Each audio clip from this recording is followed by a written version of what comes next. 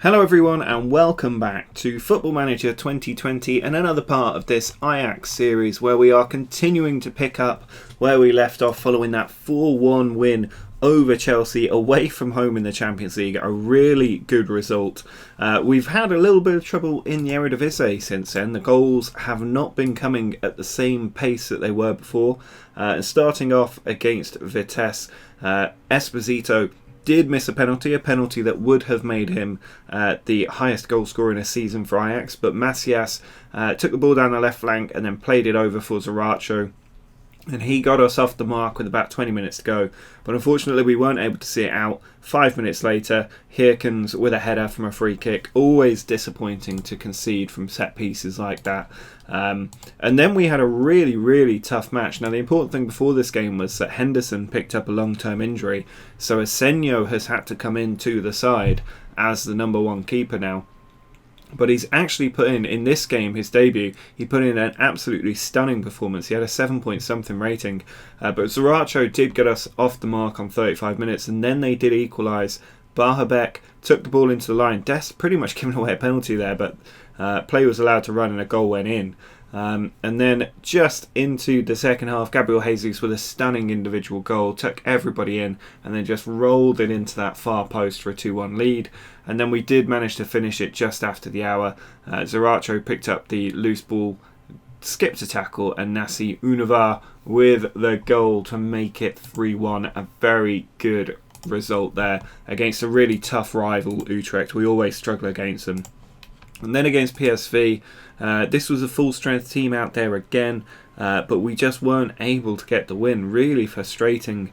But Macias did get a goal right before half-time, added time in the first half. I'm pretty sure he was offside, but a throw-in, it didn't count. He went in.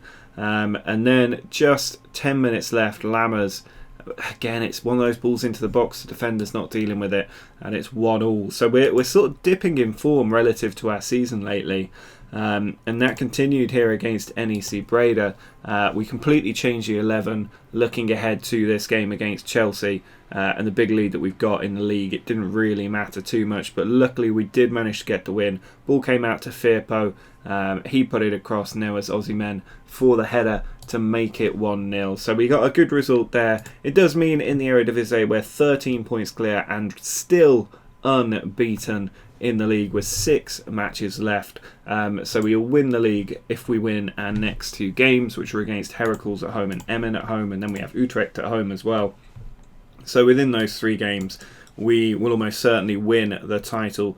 But today what we'll do is we'll take on Chelsea, and then depending on how the rest of the games fall out and when the Champions League quarter-final comes in and who we're playing, we might watch the next couple of games so that you can see a little bit of league action as well. But we need to beat Chelsea first. We're putting out a really strong team today. We've got Esposito and Jesus leading the line, Kluivert and Zaracho on the wings with Fernandes and Gravenberch in the centre. Barrow for this game not available, he is suspended, so Gravenberch does come in with Fernandes moving to that box-to-box midfield role. And then it's Gaia, Pieri, Alvarez and Dest in defence, with Asenio making, I think, his Champions League debut for us. Thank God he was registered, otherwise would be on El Marki, the third choice goalkeeper. But again, a tough Chelsea team here. They've chosen to move Chiesa from up front out to the right so that Tammy Abraham could come in. He does have 16 goals in 36 games. Everton Ribeiro comes in on the left flank. I did look to sign him a few years ago, but wasn't quite able to get him. Guerrero's come in at left back as well. So that defence is still a little bit shaky. Not the strongest base of midfield either. Tielemans is very good, but Mason Mount I think we can exploit. And we should really be looking to win this game at home, given that 4-1 away win.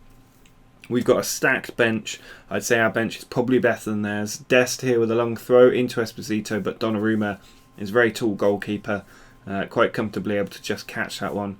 Ball out to Tamori. Now Demiral. Oh, he's made another mistake. Jesus has got in again, and Jesus has scored again. Demiral made a very similar mistake in the last tie, playing 1-2s with his keeper, and Jesus stole it. But this is even worse, I think, because he's just dilly-dallying on the ball there, and Jesus with an excellent tackle, great composure, finds that bottom corner. He is a big fan of the Champions League, Gabriel Jesus, and that is goal number 27 this season. If he can get to 30, I'll be a very happy man. Guerrero here with a free kick. Oh, and they've got one back, Federico Chiesa at the back stick, and that's reasonably early as well that he's managed to get that goal back for them, an away goal as well, but they still need 3 more just to force extra time. They need 4 more to take the tie on the night, and that's if they keep us out as well. But the stats are fairly even, so this game really could go either way. I'm going to demand a little bit more from the team. Gaia here with a throw-in. Lung, Donnarumma again coming out to claim it. He's looking to command his area today and stop us from getting any potential headers or loose balls. But here's Kai Havertz. Ball comes down to Guerrero. Sriracha nearly won that one, and instead Esposito's won it. Their defence really is their undoing, and Esposito has hit the base of the post. He's still looking for that goal that would put him ahead in the scoring charts. It must be in his mind. Fernandez into the area, cleared away, Tielemans down. Oh, Esposito's done it. Gravenberch, sorry, got the ball in there, and Esposito, 38th goal of the season. That is the most goals that an Ajax player has scored in one season, according to the game. That might not be true in real life. I'm not sure how good their stats database is here, but Esposito, excellent first time finish there.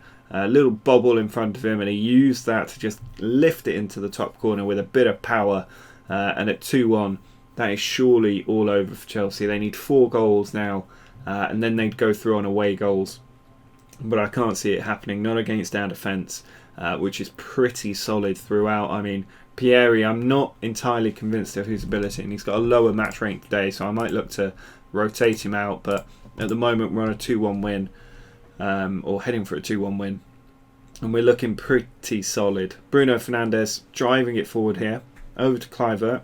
Of course, we do also want to make sure we don't lose that unbeaten season so far. Oh, and here's Guy in a good position, and he drills it into that bottom corner for 3-1, and that will make sure that we won't lose that unbeaten season right now. A very, very good goal from him. It's always useful when their fullbacks cut inside like this, and he just had so much space, nobody came to him, and he's bent that one, little in-swinger, not quite all the way in the corner, but very close to it, and at 3-1 we can start to think about some changes. Sayuncu can come into the centre of defence now for Pieri. He's not had the best game. Ball sent out wide. Everton, good tackle by Sriracha. That's the beauty of him being out on the right wing. He's also a great central midfielder, and he can do a fantastic job in that position for winning the ball back and setting up chances that a lot of right wingers maybe wouldn't look to do. He's great tracking back as well.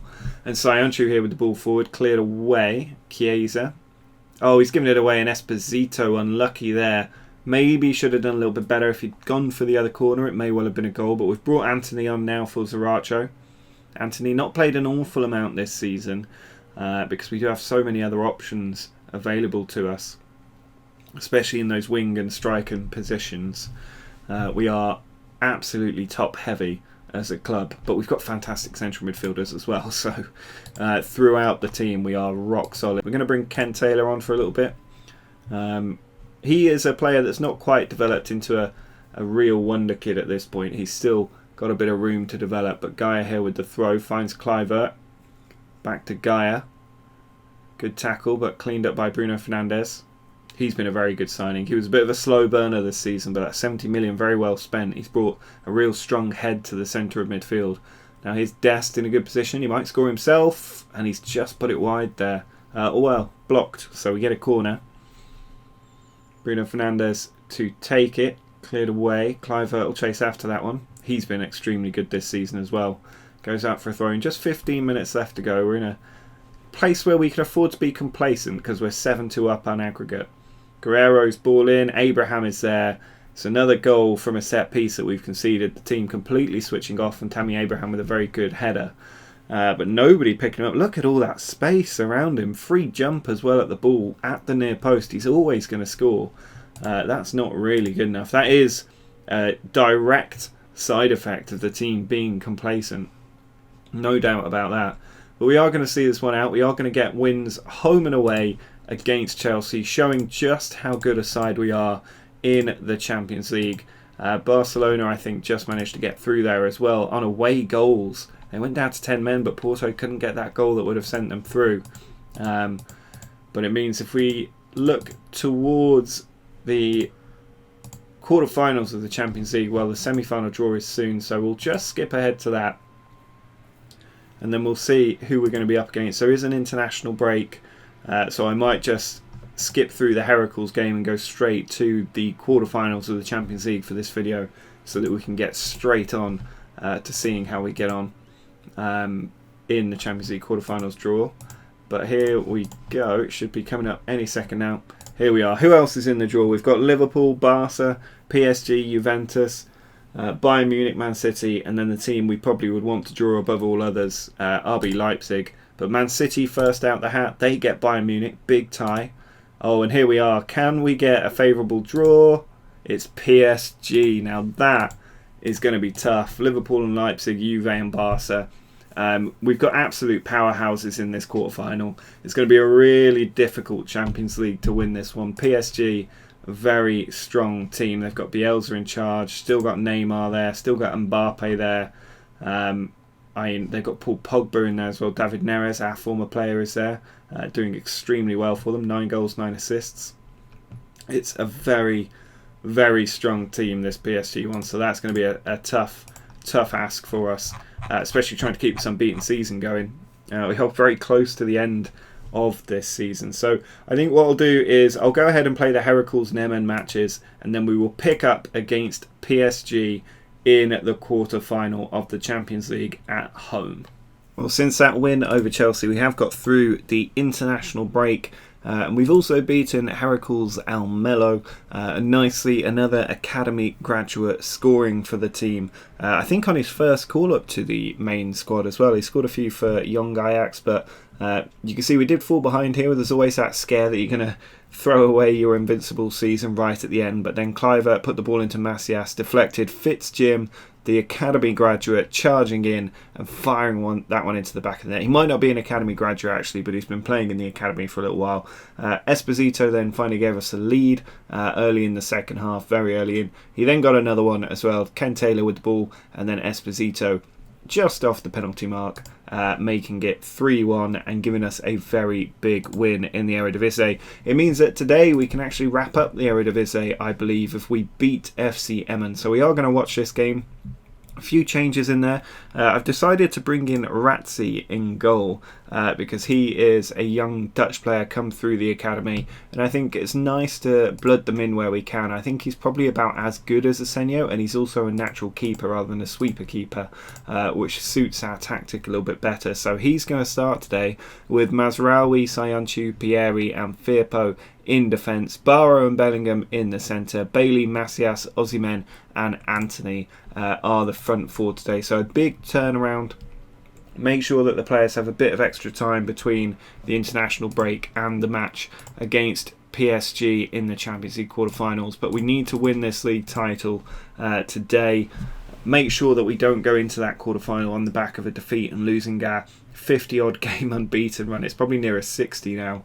And having thrown away a chance to secure our 3rd consecutive title with me as manager. But here is Junior with the ball in. Anthony's in there, it's cleared away. Bellingham chasing up. Now Junior beats the defender easily, comes inside, tried to do it himself, but the goalkeeper with a smart save down to his right. You can see we are 13 points clear, 4 games to go after this one, so as long as we don't lose today, I'm pretty sure that's the title secured. But there you go, we are behind Mohamed Rai, taking away the chance of a clean sheet for the debutant in goal, and very disappointingly that has come straight from our corner, ball over the top. Don't know what the 2 fullbacks were doing there, letting Rai get in behind them on the run, but he has scored and given SCM the lead. So yet again we are going to have to come back from behind to defend this invincible season. Now Macias on the attack, back to Junior. We've already looked dangerous and he's put that one over the top. I don't think we should be relying on our left back as the focal point of all our attacks, so I'm just going to have a go at the team a little bit. Long ball in, cleared away, Mazraoui's still there. Cuts inside, finds Bellingham. He can have a shot from the edge. He's going to try, I think. No, he lays it off to Barrow, who does. And Barrow the much better finisher with those long range shots, gets his 11th of the season and does pull us back on track in securing this title race. Bellingham there did very good work, coming in, running across the edge of the box and then teeing up Barrow for a Lampard-esque finish into that bottom corner. 11 for him now this season. I think that he could very readily become a 20-goal-a-season midfielder playing that box-to-box position. But Osimhen heads it on to Antony. I'd like to see a little bit more from him this season, going into the end of the season at least. Pieri out wide to Leon Bailey, who's been injured most of the year. He cuts inside, but he can't get the goal. Leon Bailey certainly struggled with injury since signing for us. He hasn't had a really consistent run in the team for a long time. Missed pretty much all of this season. I remember at the end of last season there were rumours of 80-90 million pound bids for him. I think a lot of those have probably died away now. As Macias off the line, Bailey back in, Antony saved by the keeper on the line again. Very close. They're going to the goal line technology. There's no way that was a goal. Cleared off the line. Very disappointing though that we haven't got that lead yet, with a lot of players out here who have something to prove. By the way, bit of transfer news actually. We have let Alan Saint-Maximin leave the club. We signed him for 40 million. He's now gone for 25 million. As Antony puts that win in, it's pushed onto the post again. But yeah, Alan Saint-Maximin has gone for 25 million, so a 15 million pound loss on him. He has gone to Atlanta in Italy. But I thought that he was never going to get in the team. I've also transfer listed Lucas Moura as well, as Bailey comes on the attack, puts it in, Barrow to Bellingham, and he's put it wide. But yeah, I've also transfer listed Lucas Moura because he's played only 9 times this season. Bailey with a free kick, Bellingham arriving over the top. And I think 9 games, not really enough for a player of his calibre. He hasn't asked to leave, but I just thought he's not really ever going to be a first team player. He's barely a squad player at the moment. We've got a lot of good young players in the academy who I've called up to the first team squad, and it'd be nice to just give them those extra few games this season, which are currently going to the likes of Moura and Saint-Maximin. And then I can use the money I get for them and invest in some new defensive units and a proper goalkeeper as well. Mazraoui's ball in, Osimhen does score. That's his 10th goal of the season. And he really flies under the radar a bit. He doesn't play very often, but whenever he comes in, he does score. And that's 10 goals now for him as probably our sort of 4th or 5th choice striker. It's very impressive. Mazraoui with the assist as well. He's lost his place to Dest this year, and it doesn't look like he's necessarily going to get it back anytime soon. But we have turned this one around from 1-0 down to 2-1 up. This will give us a 16-point lead as it stands, and we will be celebrating a title trophy at the end of this match if we can see this one out, as Rai tries to get through, but Ratzi with a good catch. Here's a throw-in coming in from Mazraoui. 3 in the box, 2 on the edge. Macias's header off the post again and cleared away. We should easily be 4 or 5-1 up here, but instead it remains 2-1 as we go in to half time. Still looking to get this unbeaten season secured. That really would be a big tick in the pro column for us in becoming the greatest manager of all time if we can add an invincible season and a 3 consecutive title run to our CV as we think about whether to do one more season at Ajax or whether to definitely move on. Junior here with the throw-in in towards Osimhen, headed on, and there is Leon Bailey. He might be offside though. Referees called it, and it is offside for Leon Bailey. He needs a goal really. It's unfortunate he hasn't got one today.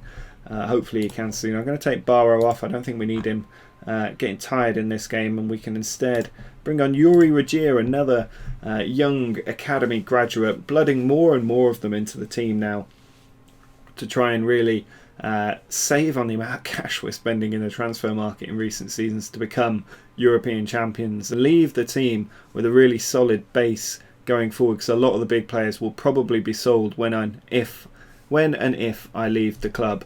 As Bellingham really struggling for fitness now, he can definitely come off, and we can look to bring on maybe Ken Taylor again. He's been doing well when he's come off the bench so far this season, so he can get another 10 minutes in this game. As the ball goes in, cleared out to Macias. He plays it over to Junior, whipped in, cleared away. Regier gets there, takes it down the right, pulled back, and Taylor again, he shows what he can do. His first goal of the season I'm pretty sure he has scored for us before. No, it's his first ever senior goal, Ken Taylor. He's been in and out of the team for all of my 3 seasons at the club, and now he has got a goal. Regier pulled it back, and there was Ken Taylor whipping it into that bottom right corner and guaranteeing the victory for us. So very nice. 3-1 lead now, and we can be very confident about lifting that trophy at the end of this game. Just a few minutes left to go. Lung throw in, cleared away. Should be cleared up by Pieri, and is Regier out to Macias. Tees it up for Junior. He puts it across, and Leon Bailey again over the top. He cannot get that goal as we head into added time at the end of the game.